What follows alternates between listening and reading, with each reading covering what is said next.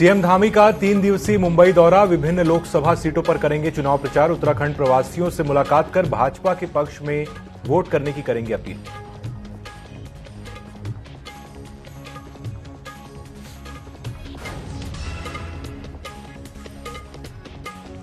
चार धामों में क्राउड मैनेजमेंट को लेकर पर्यटन मंत्री का बयान, कहा धामों में जगह सीमित है, वहां लोग रहना चाहते हैं। क्राउड को रेगुलेट करने के जिलाधिकारी को दिए निर्देश।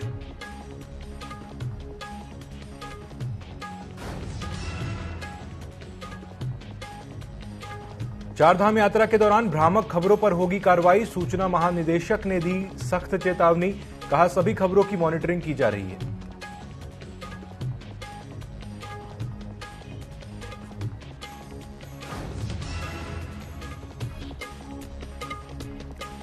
चारधाम यात्रा को लेकर शासन प्रशासन लगातार अलर्ट मोड पर, घोड़े खच्चरों की संख्या की गई सीमित। पशुपालन मंत्री ने कहा पशु क्रूरता मामले में तुरंत लिया जाए एक्शन।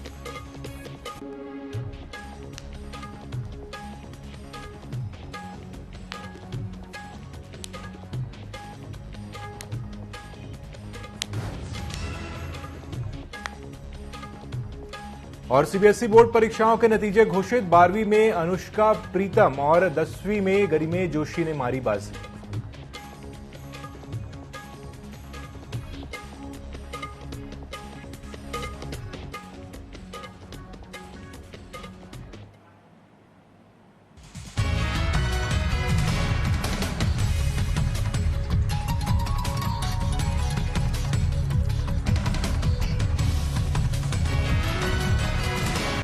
नमस्कार, उत्तराखंड विशेष न्यूज अपडेट में आपका स्वागत है। मैं हूं अंकुर शुक्ल और चलिए अब देखते हैं खबरें विस्तार से।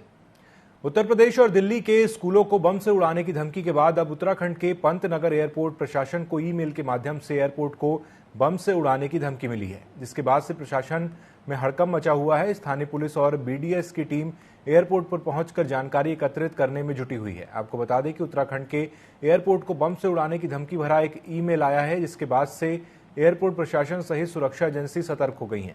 एसएसपी मंजुनाथ टीसी ने बताया कि एयरपोर्ट प्रशासन ने अभी तक ऑफिशियल सूचना नहीं दी है। एहतियात के रूप में एयरपोर्ट की सुरक्षा बढ़ा दी गई है। एयरपोर्ट की सुरक्षा में तैनात पुलिसकर्मियों को अलर्ट में रहने के निर्देश दिए गए हैं।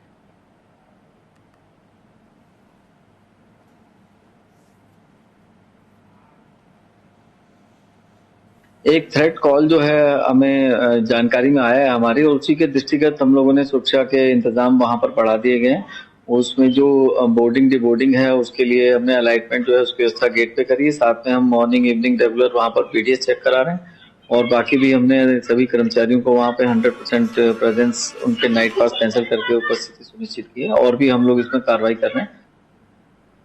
एक थ्रेट कॉल जो है हमारा, जिसमें ये बताया गया था कि उन्होंने पंतनगर एयरपोर्ट पर एक बम रखा है और उन्हें धमकी दी थी कि अगर उनको पैसा नहीं दिया गया तो वो इस बम को विस्फोट कर देंगे।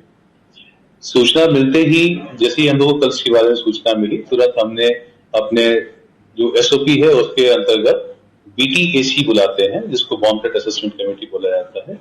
उसमें सुरक्षा एजेंसियों के सभी सदस्यों को बुलाया जाता है, जो आकर के इस विषय पर चर्चा करके और तुरंत ये डिसीजन लेते हैं कि आगे हमें क्या कार्रवाई करनी है, जिसमें ये बताया गया था। उत्तराखंड के मुख्यमंत्री पुष्कर सिंह धामी 3 दिवसीय मुंबई के दौरे पर रहेंगे, जहां सीएम विभिन्न लोकसभा सीटों पर चुनाव प्रचार करेंगे। सीएम धामी मुंबई में उत्तराखंड प्रवासियों के साथ भी मुलाकात करेंगे और भाजपा के पक्ष में वोट करने की अपील करेंगे। साथ ही नाला सुपारा में उत्तराखंड की भाषा में प्रवासी उत्तराखंडियों से भाजपा को वोट देने की मांग की।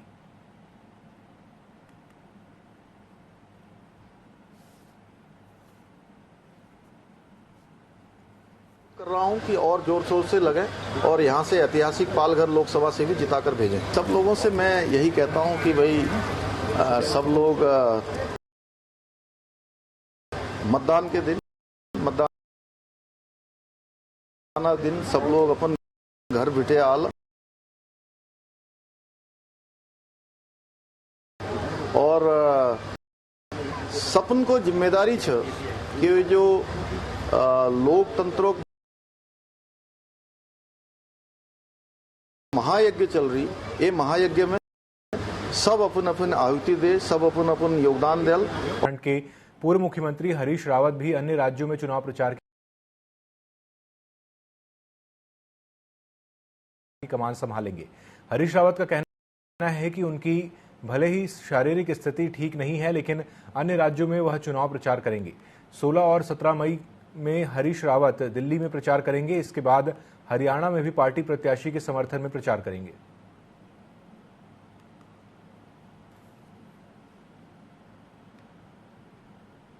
थोड़ा सा मेरी शारीरिक स्थिति है, लेकिन फिर भी मैं 2-4 जगह तो जाऊंगा ही जाऊंगा। मैं 16-17 तारीख को दिल्ली निकल रहा हूँ। दिल्ली में भी करूंगा, दिल्ली के अगल बगल और भी जगह जहाँ मुनासिब होगा, हरियाणा आदि में भी मैं चुनाव प्रचार में जाऊंगा।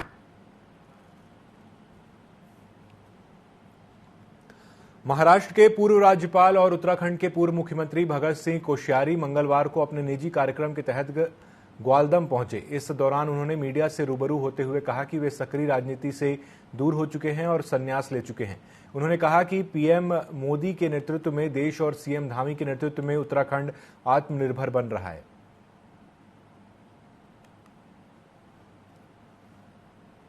जिस उद्देश्य से उत्तराखंड बनाया, अर्थात आत्मनिर्भर उत्तराखंड, उसके लिए मैं काम कर रहा हूं। और हमारे प्रधानमंत्री मोदी जी ने, मुख्यमंत्री धामी जी ने, चाहे उद्यान हो, हॉर्टिकल्चर, मछली पालन, पोल्ट्री, चाहे और कोई डेयरी आदि हो, इनके लिए अरबों रुपए का प्रावधान कर रखा है। जिस उद्देश्य से उत्तराखंड बना है। चारधाम में हो रहे वीआईपी दर्शन को लेकर सियासत गर्मा गई है। कांग्रेस महामंत्री नवीन जोशी ने भाजपा पर निशाना साधते हुए कहा कि उत्तराखंड के मुख्यमंत्री ने खुद नियम बनाए हैं कि चारधाम में शुरुआत में वीआईपी दर्शन नहीं होंगे, लेकिन कानून को तोड़ने का काम भी उन्होंने किया है। मुख्यमंत्री सबसे पहले वहां पर गए जब वीआईपी दर्शन की व्यवस्था नहीं है। नवीन जोशी ने आगे कहा कि इसके बाद पूर्व मुख्यमंत्री साध्वी उमा भारती केदारनाथ में दर्शन के लिए पहुंची थी। लगातार भारतीय जनता पार्टी कानून तोड़ रही है और नियम कायदे सिर्फ दूसरे लोगों के लिए बनाए जाते हैं।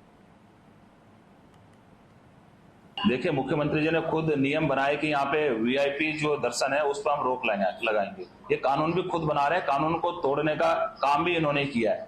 मुख्यमंत्री जी सबसे पहले वहां पे गए जब वीआईपी दर्शन की व्यवस्था नहीं है, तो आप कानून बना क्यों रहे हैं? और मुख्यमंत्री जी मुंबई के अंदर क्रिकेट खेल रहे हैं, पूरा प्रदेश जल रहा है, उनको प्रदेश की कोई चिंता नहीं है। उनको चुनाव की चिंता है कि किस प्रकार से नरेंद्र मोदी जी को बचाया जाए, उनको दोबारा लाया जाए। लेकिन देश की और प्रदेश की जनता भली भांति जानती है, इस बार निश्चित तौर से इनके जुमले से पूरे देश को निजात मिलेगी और कांग्रेस देश के अंदर सरकार बनाएगी और ये सारी व्यवस्थाएं कांग्रेस संभालेगी।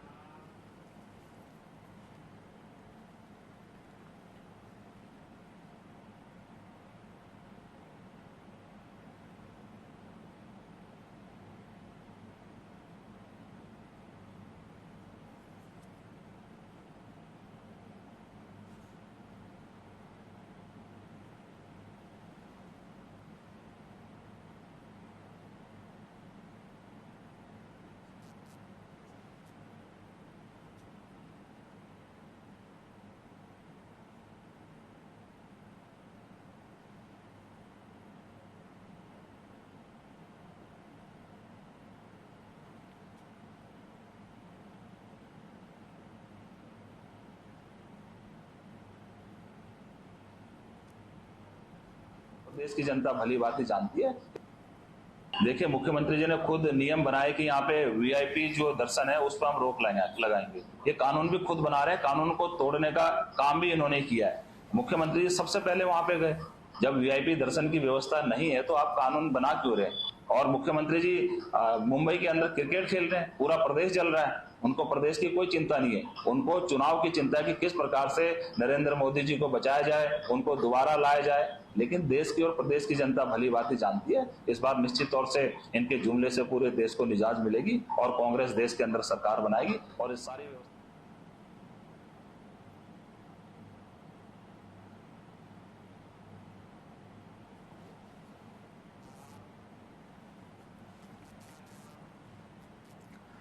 पर्यटन मंत्री सतपाल महाराज और पूर्व कैबिनेट मंत्री अमृता रावत मंगलवार को बाबा केदारनाथ के दर्शन के लिए केदारनाथ धाम पहुंचे। इस दौरान उन्होंने बाबा केदारनाथ का रुद्राभिषेक कर बाबा की विशेष पूजा अर्चना कर विश्व और जन कल्याण के लिए कामना की। इस मौके पर उन्होंने केदारनाथ में चल रहे पुनर्निर्माण और विकास कार्यों की जानकारी लेते हुए समीक्षा भी की।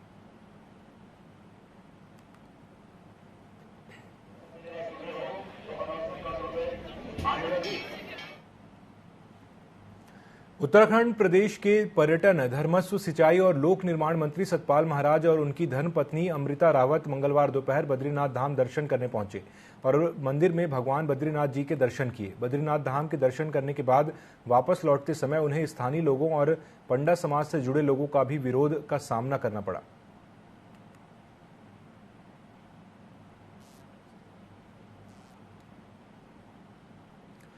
उत्तराखंड के सूचना महानिदेशक बंशीधर तिवारी ने चारधाम यात्रा के दौरान भ्रामक सूचनाओं के प्रसारण पर कार्रवाई की बात कही है। उन्होंने बताया कि चारधाम यात्रा आस्था और श्रद्धा का प्रतीक है और ऐसे में अगर कोई भ्रामक खबरों को प्रसारित करता है तो उसके खिलाफ कार्रवाई की जाएगी। उन्होंने कहा कि ऐसी सभी खबरों की मॉनिटरिंग की जा रही है।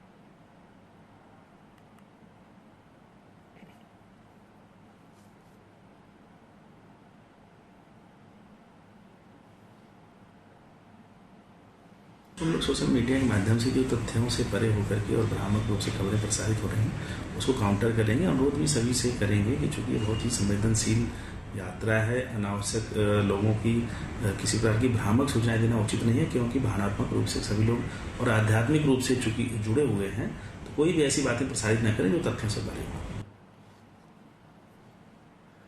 मसूरी के लेखक पद्मश्री, पद्म भूषण और से सम्मानित रस्किन बॉन्ड की किताब द हिल का एनॉचमेंट ऑफ क्लाउड्स का संयुक्त रूप से विमोचन किया गया। मसूरी के होटल में आयोजित कार्यक्रम में रस्किन बॉन्ड ने अपनी नई किताब का विमोचन के साथ अपने प्रशंसकों के बीच अपना 90वां जन्मदिन भी मनाया। रस्किन बॉन्ड ने कहा कि यह किताब लेखक के जीवन के बारे में आत्मकथात्मक है और वह जिस स्थान पर रहते हैं वह पहाड़ है जिसको उसने अपनी नई किताब में प्रदर्शित किया है। आपको बता दें कि रस्किन बॉन्ड 19 मई 2024 को 90 साल के पूरे हो जाएंगे। इस मौके पर रस्किन बॉन्ड के जन्मदिन का केक काटा गया। उन्होंने बताया कि वह 90 की उम्र में भी लगातार लिख रहे हैं और वह काफी खुश हैं।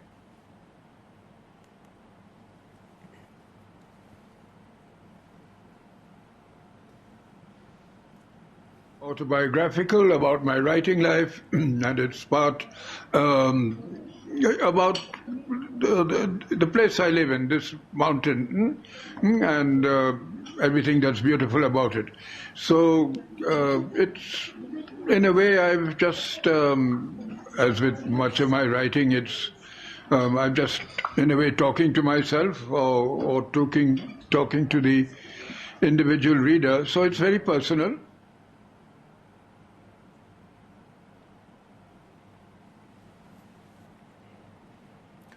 हरिद्वार क्षेत्र के ज्वालापुर में हत्या का एक मामला सामने आया है, जहां एक वृद्ध महिला की घर में घुसकर दिन दहाड़े हत्या कर दिए जाने से क्षेत्र में सनसनी फैल गई है। उसका शव फर्श पर खून से लथपथ मिला। बताया जा रहा है कि घटना के वक्त महिला घर पर अकेली थी, तभी अज्ञात आरोपी ने घर में घुसकर किसी भारी चीज से बुजुर्ग महिला के सिर पर हमला कर दिया, जिससे उसकी मौके पर ही मौत हो गई। फिलहाल पुलिस ने मामला दर्ज कर जांच शुरू कर दी है।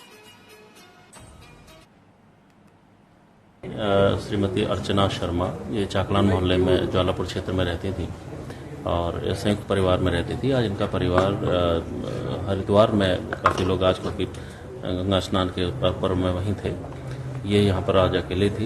इस बीच यहाँ पर कुछ इनके साथ इनके सर पे चोट मार के इनकी हत्या की गई है। पुलिस ने इस पूरे मामले को संज्ञान में लिया है।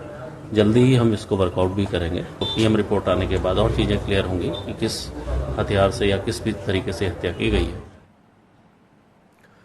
पौड़ी के कंडोलिया में चेकिंग के दौरान एक पुलिसकर्मी ने एक युवक को थप्पड़ जड़ दिया, जिसका वीडियो सोशल मीडिया पर जमकर वायरल हो रहा है। वायरल वीडियो का एसएसपी ने संज्ञान लिया है। वहीं सीओ अनुज कुमार ने बताया कि प्रथम दृष्टया पुलिस कार्मिक को दोषी मानते हुए एसपी ने पुलिस कार्मिक को लाइन हाजिर किया। फिलहाल मामले को लेकर जांच की जा रही है।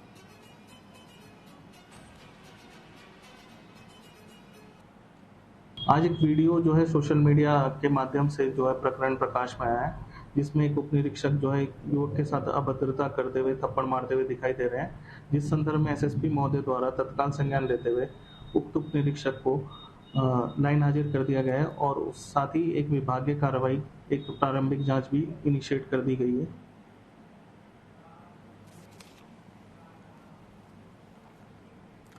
तो खबरों का सिलसिला जारी रहेगा, लेकिन उसके पहले रुकते हैं एक छोटे से ब्रेक के लिए, जल्द लौटेंगे।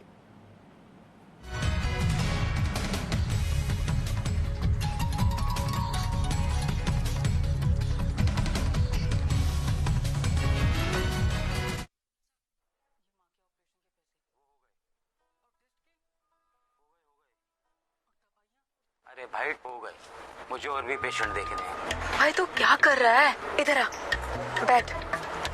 25 लाख तक का इलाज अब फ्री।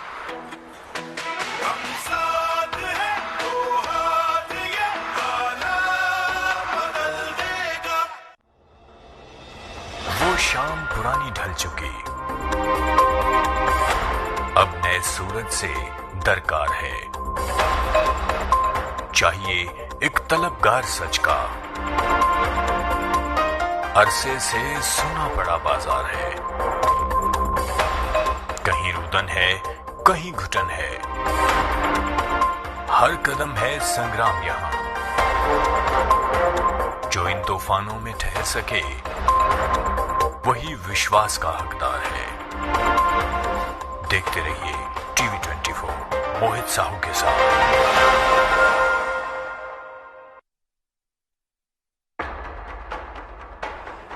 देश के धुरंधरों से बेबाक बातचीत, आपके सवालों का हम मांगेंगे जवाब।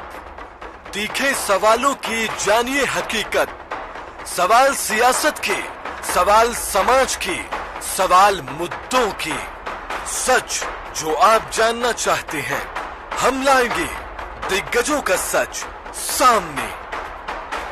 बिना पर्दा, बेझिझक, बेबाक, सवालों का तूफान, जवाबों का सैलाब।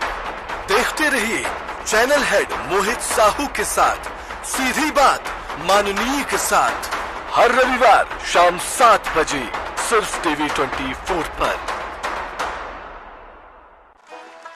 सुनीता, तेरे को सिलाई मशीन केंद्र वालों ने सिलाई मशीन दे दी।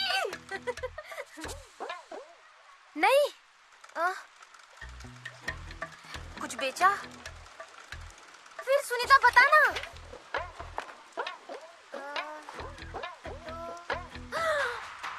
कांग्रेस हमें 1 लाख देने लगी। अरे कांग्रेस हमें 1 लाख देने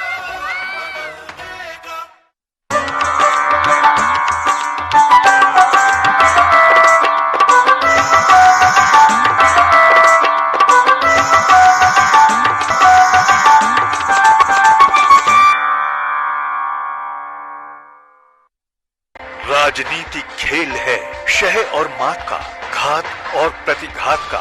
राजनीति के खेल में कौन है राजा, कौन है प्यादा, कहां टूटी है संयम की मर्यादा। जनता में कौन लोकप्रिय है ज्यादा, बताएंगे सच पूरा कभी नहीं आधा। अपने दर्शकों से हमारा है ये वादा। टीवी 24।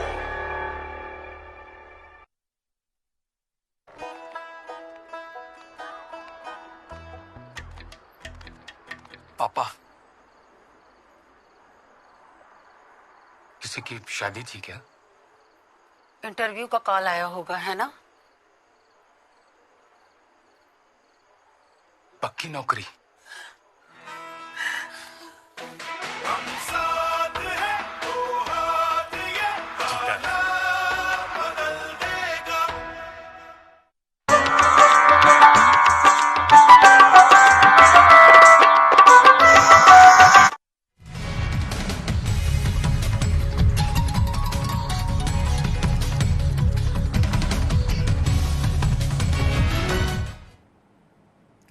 ब्रेक से लौटकर एक बार फिर स्वागत है। चलिए बढ़ते हैं खबरों की ओर।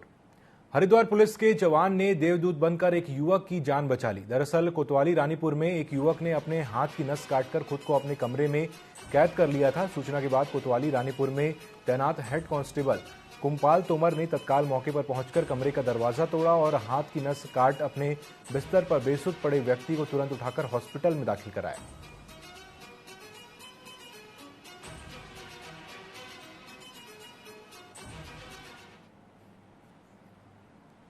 काशीपुर के कुंडा थाना पुलिस ने मुखबिर की सूचना पर बड़ी कार्रवाई की है, जहां पुलिस ने घेराबंदी कर लाखों रुपए की अवैध इमारती लकड़ी जंगल से काटकर ले जा रहे अवैध तस्करों को गिरफ्तार किया है।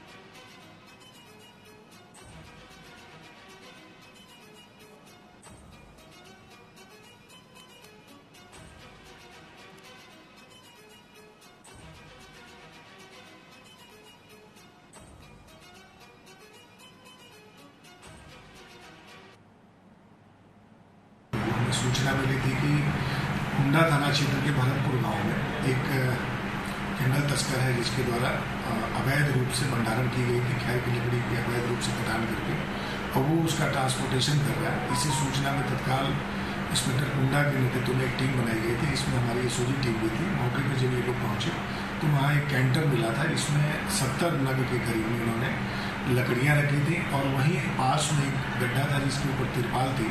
तो जब उससे हटा करके भी चेक किया गया था तो उसमें से भी लगभग 86 के करीब में नग निकले हैं। इस तरीके से कुल 156 जो गिल्टे हैं इनके और उसको बरामद किया गया है।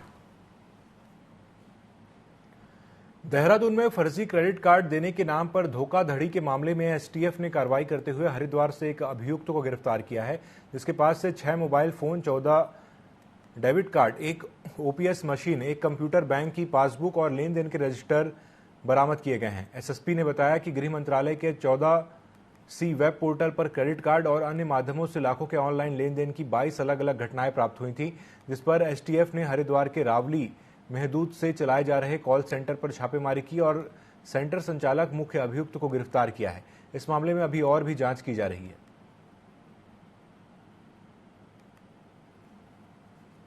साइबर फ्रॉडस्टर्स का कॉल सेंटर को हमारी टीम के द्वारा पकड़ा गया है। ये कॉल सेंटर रावली महदूद जनपद हरिद्वार में कार्य कर रहा था। इसमें जो मास्टरमाइंड था विपिन पाल, इसको गिरफ्तार किया गया है।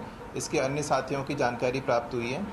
जो इंटरोगेशन में सामने आया है कि ये लोग क्रेडिट कार्ड के नाम पर लोगों को कॉल करते थे कि हम आपको क्रेडिट कार्ड किसी बैंक का ऑफर करना चाहते हैं और फ्री ऑफ कॉस्ट ये आपको मिलेगा, और उसके बाद में उनको एंगेज करके उनको एक फिशिंग लिंक भेजा जाता था और जो विक्टिम है वो जब उस लिंक पर क्लिक करता था तो उसके फ़ोन की एक्सेस इन फ्रॉडस्टर्स के पास में पहुंच जाती थी और उसके बाद में ये उसके बैंक खाते का, उसकी यूपीआई ऐप का एक्सेस लेकर अपने खातों में पैसे ट्रांसफ़र कर लेते थे।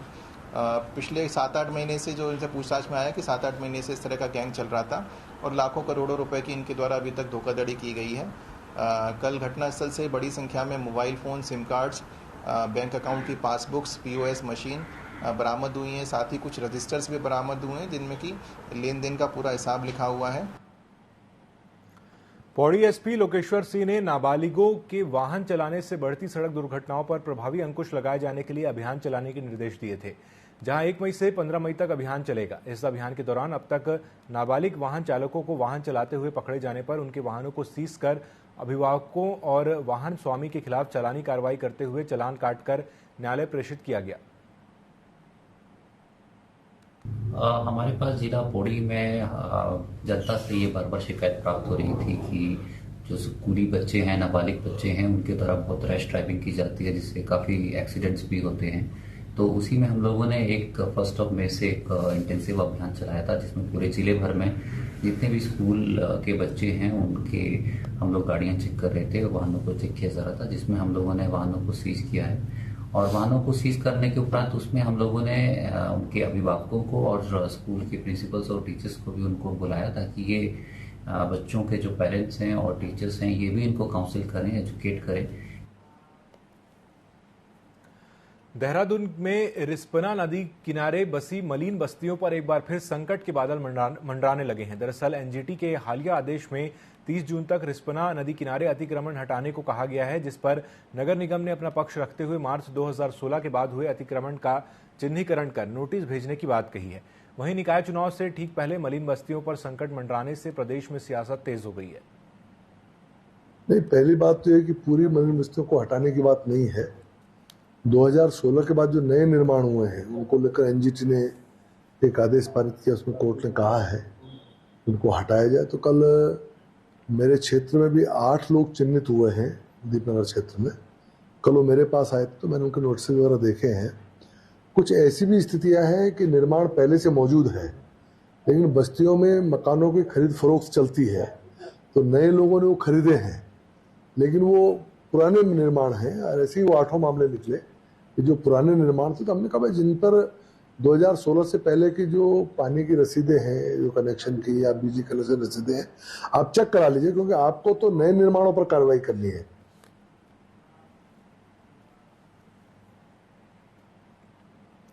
तो इस बुलेटिन में अभी के लिए इतना ही। खबरों में अपडेट रहने के लिए आप जुड़े रहिए TV24 के साथ। नमस्कार।